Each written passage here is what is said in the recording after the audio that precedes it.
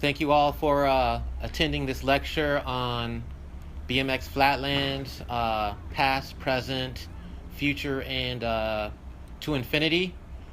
I'm going to just go over, overview of Flatland and its progression from about 1987 to the present, and let's talk about, what might happen in the future. And with everybody pushing each other, dreams became reality.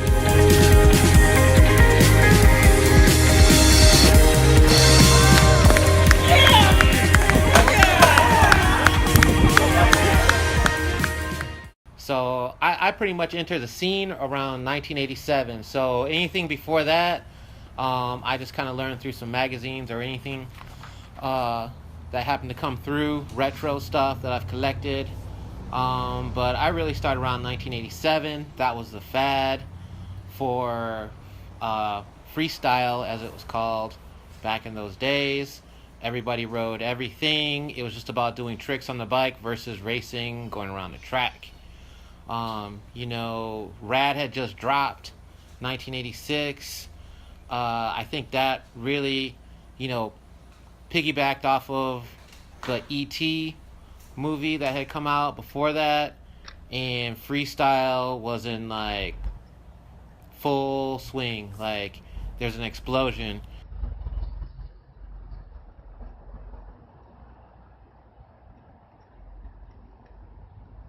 I mean, I just remember being in like fourth grade or something like that and looking around, and like all the junior high school kids had not Flatland, but freestyle bikes, GTs, Haros, Mongooses. The whole bike rack was just all freestyle bikes, or 10 speeds. And, I think like back in those days, you really only had two options for a bike. And if you wanted to get gnarly, BMX was pretty much your only way. Mountain bikes hadn't really taken off yet. And other than that, you were on a 10 speed. 1, 2, 3, 4, 5, 6, 7, 8, 9, 10, 11. Hey, this one is 4 14, 15, 16. The boy went and lost the buffet. Now this one beat again. 35, 36, 37, 38, 29, 30, 31, 32, 33, 34, 35, 36, 37, 38, 39, 40, 41, 42, 43, 44, 45, 46, 47, 48, 49, 50, 51, 52, 53, 54, 55, 56, 57, 58, 59, 60, 61, 63, 64, 65, 66, 67, 67,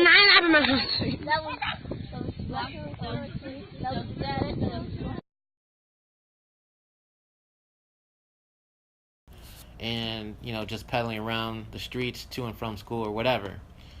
So anyways, going back to the tricks, the 80s was all about showmanship, really. You had the AFA and all that stuff, Martin Aparicio, the chairman, Eddie Fiola, a whole bunch of other riders, Rick Allison, all of them. And they were coming up with tricks and really pushing the techniques, but it was also, about showing off the tricks. And, they keep this spirit alive down in Huntington Beach every Tuesday.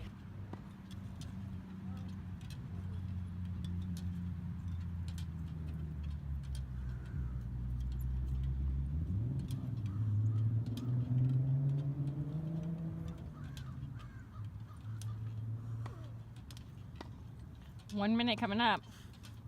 Keep going.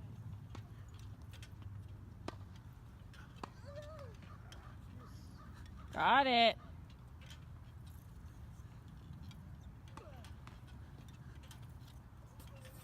Oh!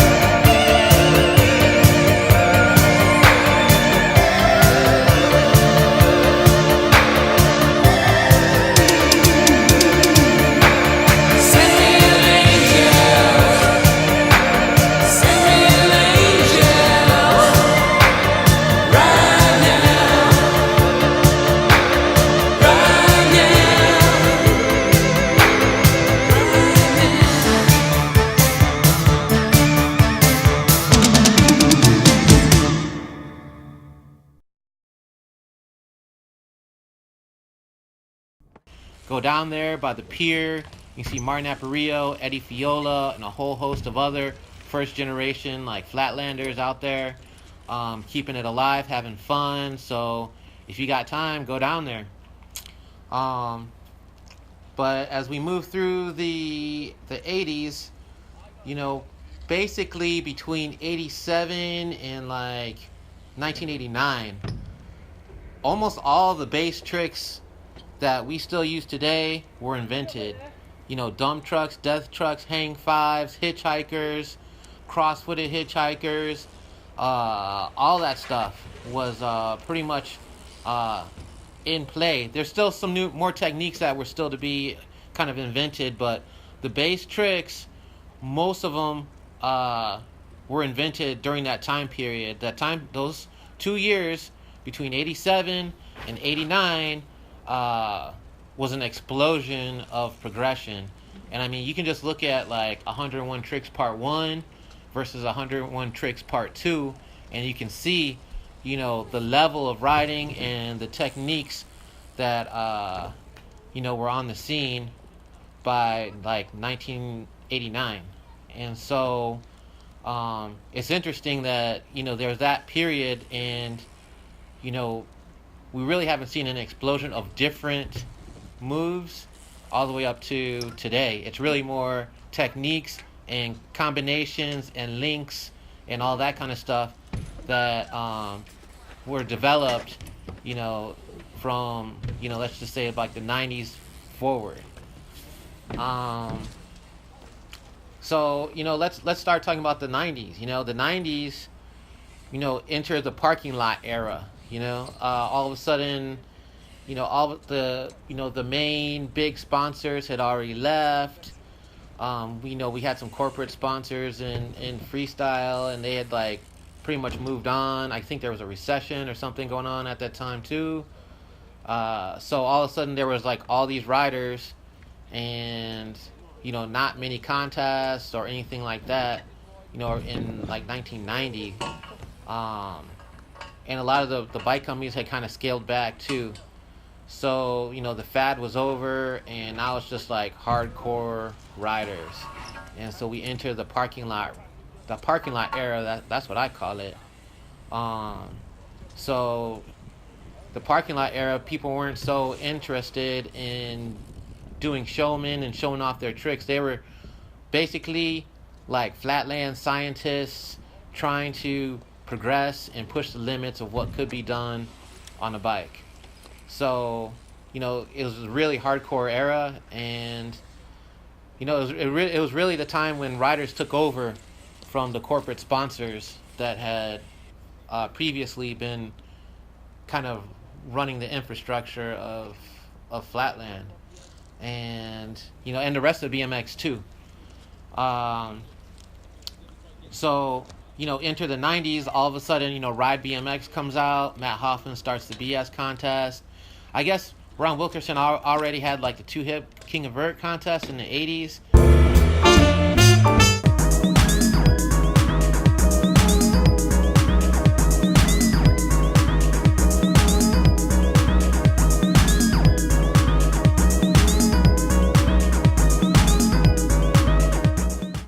But it was kind of like, you know, he was pretty much like the first dude, or like the first dude I ever heard of really pushing like, no, this is going to be run by riders.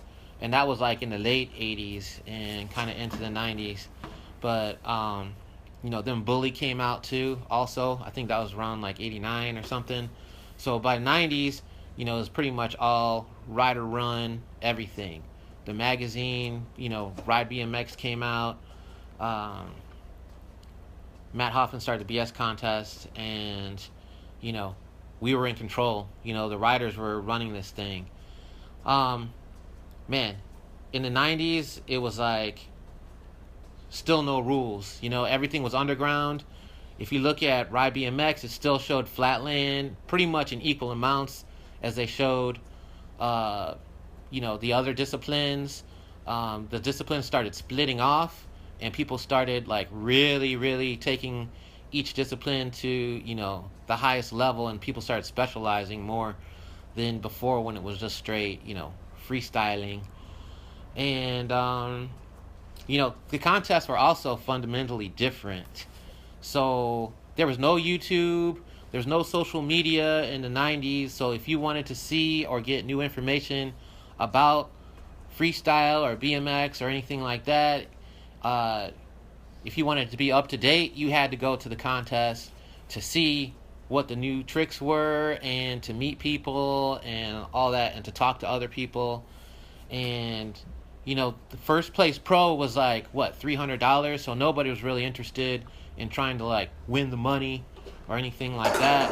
And it was really a way to show off your new tricks. Like even in the pro ranks, it was like, we're gonna watch Chad DeGroot or Dave Smith go off on their run. They go through their run, but everybody's waiting for that last trick.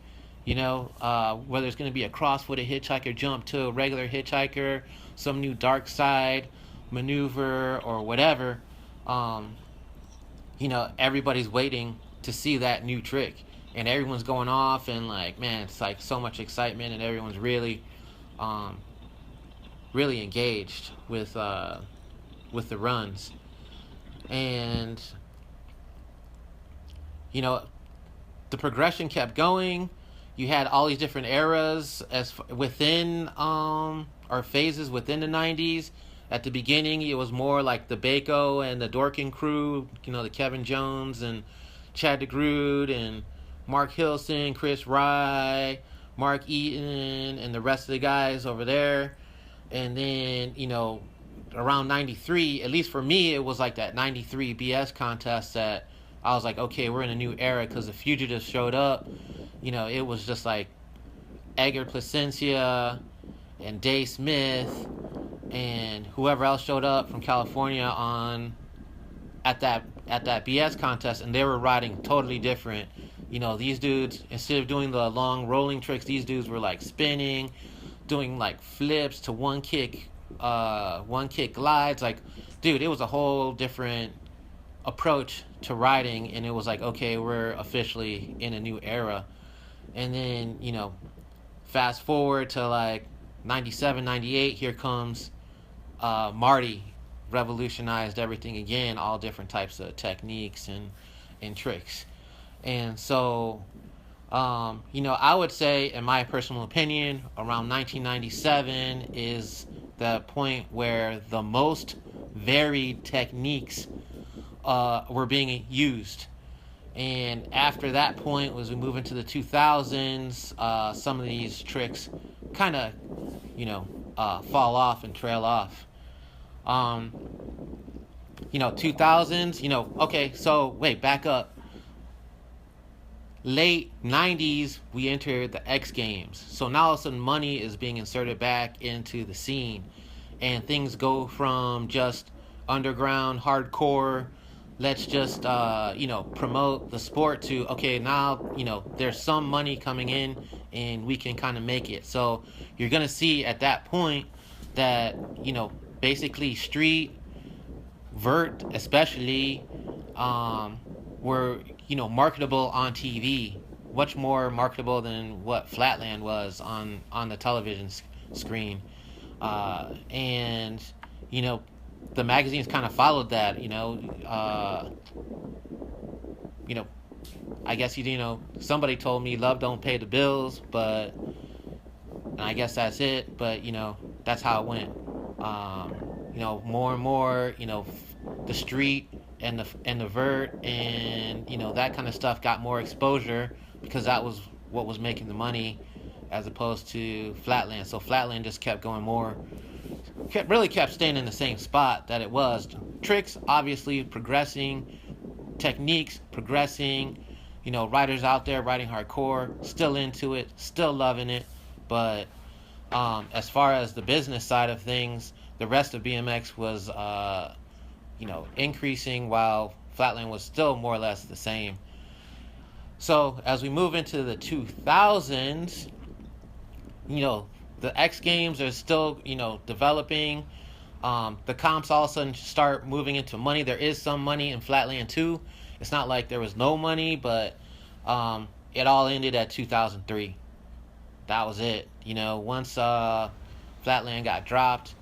You know, everything was pretty much revolving around the competition, and that ended everything. I mean, even in California, it was like every year we'd have like dudes coming from Japan, Australia, Europe, you know, South America, all over the world. They were coming in to visit because they were following, you know, the X trials and the CFBs and the B3s and all that stuff, trying to get to the X Games. Slow and steady wins the race. And while they were over here, they would start sessioning with people and trying to, you know, go visit Dig It and see all these different, you know, bike companies and all that kind of stuff. But that all ended in 2003, and, you know, enter 2004, Voodoo Jam, where, you know, Scott O'Brien, Terry Adams, you know, they decided to pick it up and revolutionize really how a contest is being presented. And, you know, just to say to the rest of the world, really, like, we're still here and we're going to take this further. So, yeah, the rest of Flatland still even to today is based around the competition. You know, but going back to tricks again, 2004, you got Ryoji Yamamoto came through with some new techniques. And then, but at the same time that these new techniques were coming out, other techniques were slowly being lost. You know, everyone all of a sudden just had a front brake and no back brake, and now they just have no brakes. And, you know, Yamaha had 2 front brakes at the time. But, you know, about 2007, 2008-ish, here comes Mattias. And Mattias basically came through with a new foundation that riders could easily kind of adopt on a base level. Obviously, his cross-footed turbine half-packers and all that stuff, yo, that's no joke. But, you know, the riders could kind of extract, like, the wheelchairs and the pumping steamrollers. And, you know, with no brakes, it can easily, you know, kind of learn those tricks and build on that kind of foundation. And I guess around 2010, there was really, you could tell that there was like a paradigm shift as far as tricks were concerned. From the beginning all the way up to around that point, it was almost completely like expansionism. Like, it was like no rules, just try to figure out whatever you can do, take the riding any direction that you want to take it, do what you want. What do you want? Front brake, back brake, front wheel, back wheel, 2 front brakes, no brakes, foot jams, whatever it was. You know, it was like, let's just see what's possible out there. But by 2010, you know, I'm talking to people all over the world who had been riding for a while, and they're like, dude, what's happening? Like, before it was like, don't do the same tricks as us. Now all of a sudden it's like, why are you doing anything different than what the normal aesthetic is? So it was definitely a huge shift. And I mean, we're still kind of in that shift, but, you know, Master of Creativity, seems like Marty's trying to break that. But, you know, I really feel like, in my own personal opinion, being locked into a certain trick aesthetic and certain trick rules and what you can and cannot do prevents a new approach from coming in and kind of taking over, as they did in the 90s, from going from, you know, the 80s riders to the 90s riders, and like the Bacos to the Fugitives to Marty to whatever. And of course there's a bunch of other riders in there that also, you know, helped, you know, progress the tricks and all that kind of stuff. So here we are, in the 2010 and forward. Actually, we're almost to 2020, it's 2017. You know, there's a lot of stuff going on, but the infrastructure, I believe, is kind of off. It's like just ninjas only at this point. And, you know, with the internet is in full blast, it's going full blast right now. I don't know. There's pluses and minuses to the internet. You know, the one plus is that we can all see what's going on immediately. Like there could be somebody drops a new trick, you see it immediately. The minus is that, oh, and also because we can communicate, you know, freely with each other too. The minus is that it becomes a, I don't know, information overload, if you will, a media overload. So, and it's not just Flatland, it's like all of action sports. So much material is coming out every day that things kind of get lost in the mix. You know, crazy writing that before would have been, you know, set up, I guess, on a pedestal or whatever for people to look at and study for the next, you know, 6 months to a year is now here and gone in like 2 or 3 days. So, and then also, since everything is so immediate, it's not like you gotta wait. So that kind of takes away, you know, the feeling of how special things are in, you know, all of action sports, not just Flatland. So, you know, before you had to wait for the video, you had to wait to see the new tricks, you had to wait for all that stuff. So when you finally did see it, man, it was such a treat and such a surprise and such an awesome experience. You know, you were really stoked on Flatland, you were really stoked on everything. You were so stoked just to be part of this awesome thing that was going on. And we're still doing it, and we're still doing our thing, but, you know, with the media overload and having everything just so instantaneous, it kind of takes away from, you know, that hype and that excitement. And but on the other hand, you know, we can communicate, and more people can see it, and more people can understand what's going on, you know, with Flatland. So that's a good thing. What else can we talk about here? So where do we go from now? I have no idea where we're going from here. The best thing I think to do is just have fun, ride to your heart's content, do whatever you want to do on your bike. Just make sure you're having fun, and, you know, spread the you know, the Flatland and the stoke, you know, around of BMX. And, you know, at this point, Flatland's basically like ninjas only. If we really wanted to like grow, then, you know, I guess we just got to keep looking for new ninjas, you know what I mean? So it takes a special type of mentality and a special type of person to want to stick with Flatland and progress it.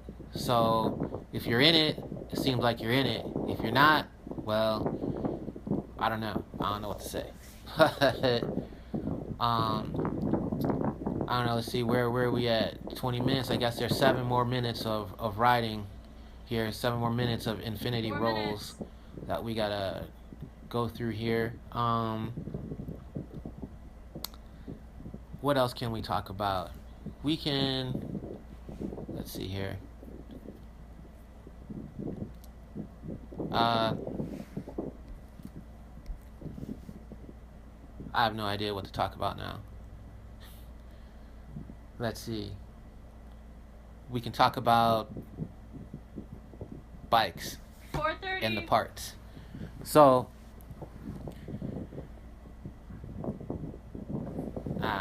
maybe I won't talk about that. It's too much going on. I just ran out of stuff to say, man. So I gotta think. My notes ended. But, okay, I'll just talk about California, man. Like, yo, we're out here, we're still riding. People are still out here progressing, having fun. You know, if you want to come out to California, ride at Marina Spot, just hit us up. You know, we're all here. We might be spread out, but, you know, we get together every so often. And, you know, just contact us through Facebook. You know, that's the that's the beauty of the internet, is that, you know, we can stay in contact, and we can actually, you know, keep the spirit moving. You know what I mean? The information flows fast, so, you know, we can keep the Flatland spirit flowing, you know, between each other fast too. I'm seeing all sorts of riders from like Nigeria, Ghana, like they're coming up. These dudes are out there riding hardcore, learning tricks, progressing, and sharing that with the, you know, the rest of the world. And I think that's something that's really awesome that the internet allows us to do. And we can push each other. So the more that we kind of push each other, then, you know, the better it's going to be. Yeah, so come out to California. We got HB Tuesdays. These guys are out there every Tuesday, Huntington Beach Pier.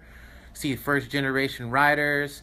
If you want to come up to Long Beach, you can ride with, you know, more parking lots era riders, working on tricks at the Long Beach Marina. And, you know, we out here.